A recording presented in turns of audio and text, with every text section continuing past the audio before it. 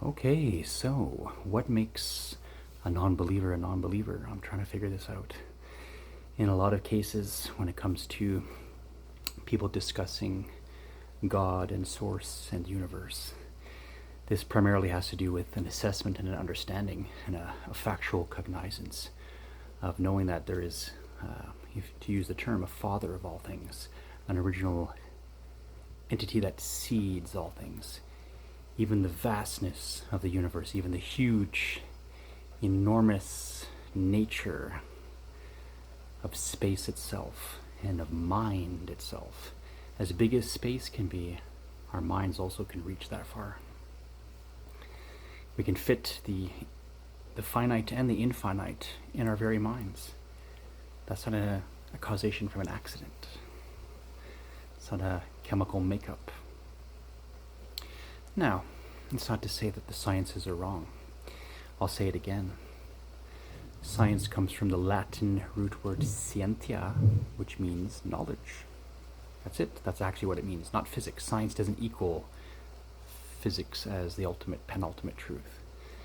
Scientia means knowledge. So we get these words from the ancient Greco-Roman era, basically, in their golden days, maybe we could say. Think of Socrates, Plato, Aristotle, etc. So then scientia got divided into many branches. Pure philosophy, the study of physics and 3D things, yes. But philosophy, the study of mind, willpower, intention, possession. I have this, you have that. What is the I, what is the you? So,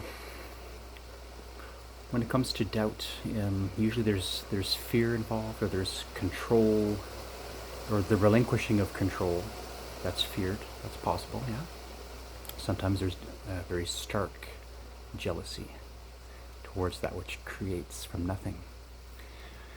As the Greeks and many ancient mystics in the yoga schools and elsewhere for that matter had come to the conclusion of, very wise men and women of ancient times even, they understood that there is something that creates out of nothingness, or what is seen as nothingness, but it's actually full somethingness. None of us can create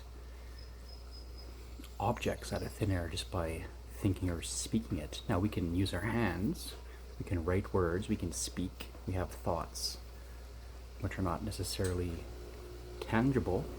When we think something, we'll have a physical reaction and a chemical reaction in the brain. That's true, absolutely. But we're saying that what is the one that is thinking? What is the one that is behind this? Who is the one viewing? Who is the one smelling, hearing, tasting? What is experiencing this? What can differentiate these things? What can even talk about these things? See? So there's either intelligent design or there isn't. If there isn't, if we look at the pure, with scrutiny, the pure perfection of even the human body as a vehicle for what it is intended for. If we don't think about intention, well, what are we talking about? Then everything is chaos, everything is an accident, and everything matters not. A lot of the times when people doubt God, it's because they don't want to be accountable. They don't want to have to answer for anything. A lot of times when people don't believe, it's because people that were supposed to be good religious teachers or proponents failed miserably. They became perverts and pedophiles and violent conquest types, going on a jihad or going on a conquistadors to the new world. This isn't the proper usage of religion. This is tyranny. This is control. So when people doubt God, they take these examples, and yeah, there's some validity to being annoyed and upset with these things, absolutely. If you look at the Catholic Church and you think about the pedophilic nature that some of the priests have had, even up till recently, probably even right now, well, that is not God's will. That is somebody who is abusing fame and title and luxury and all these sort of things, and they're predator types. So if somebody doubts, there are a myriad of reasons, and I understand that. But God is a science. There's a science to the soul. I recommend to everybody to try actual factual mysticism. Try yoga. This way you can directly perceive cognize, experience firsthand for yourself. Not just an idea that you heard. A lot of people that are scientist types, they preach their own religion. We all agree that fire burns when we touch it. We all agree that the body has a lot of water inside of it. We all agree that we had to breathe to live, etc. This is science. Science, the religion, is 500 billion years ago, an accident happened and dinosaurs somehow came out of that. That's your religion. That's not provable. It's not truth. And people have machinations of, there's carbon dating and things like this. So science, the religion, versus science, the truth. Now the soul science deals with metaphysics, factual things that we can encounter.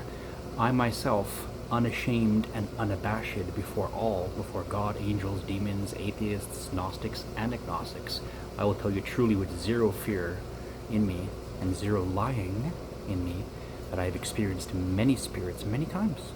All sorts, as a matter of fact. There have been good ones, bad ones, neutral ones, casual onlookers, agitated ones. They're just people. People out of a body, entities, thinking, feeling entities, conscious, individuated entities, out of a body. These are spirits. When you're in a body, you will take the same qualities that you had in the spirit world or in the out-of-body isness realities, and when you come into the human body again, incarnate, these tendencies will still be with you.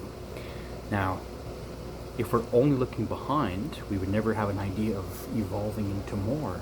And I say to the atheists and non-believers, what did you think we were evolving into if it wasn't divine beings and godly beings, perfect beings? Are we perfect now? Have we stopped? Or shall we continue to know more and grow into more? So why are you saying no? Let's go reduce it all to nothingness. Why?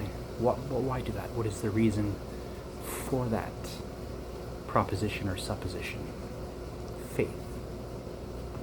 You might have incredible faith to believe that trillions of years ago a huge accident happened. Can you prove it? It's an idea. It's a theory. Can you show with certainty that it is the case? You cannot. You can't. You can't. Not with words or trying to concoct an experiment. You can't prove any of that. It's religion. It's atheism is a religion, and it's a demonic one in a manner of speaking. It really is. So, to all those who know and believe in God, don't be afraid or don't feel uncomfortable or have too many waves of fear in the heart when people doubt. Doubting is good. It's not to say that it isn't in certain particular ways. Because if we only take people's words and we just regurgitate, whether you're a religious person or you're an atheist or whoever you are, if you're just hearing something and repeating it without testing it, without knowing if it's true or not, then how do you know? How do you even know? Let alone presume with audacity to tell others what it is. Now, we may have a good intention for that, but in many cases, we're not really happy until other people believe or agree with us. Hence you have religious wars, hence you have all sorts of things, ideologies in the world, far left and far right, and all manner of things, because people don't want to have the patience to take the time to have proper discussions and really talk about various levels of sciences, including metaphysics, which is the creme de la creme, the top of the top. So that's food for thought. And I wish you to engage these things and try out some yoga. Literal, step-by-step scientific progresses, breath control, mind awareness, different proclivities, being able to leave your body, being able to do things that shouldn't be normal. What is the will and what is the intention behind it? The perfection of consciousness, insofar as we could understand it, would be what Christ Jesus talked about, wouldn't it? Or Krishna, or one of the great saints, Rumi, if you like, from the Muslim schools. Take that into account. That would be the crown of consciousness. Can we get more than that? Are we currently less than that? Ask yourself these valid questions, my dears. Namaste to you. Catch you on the flip side.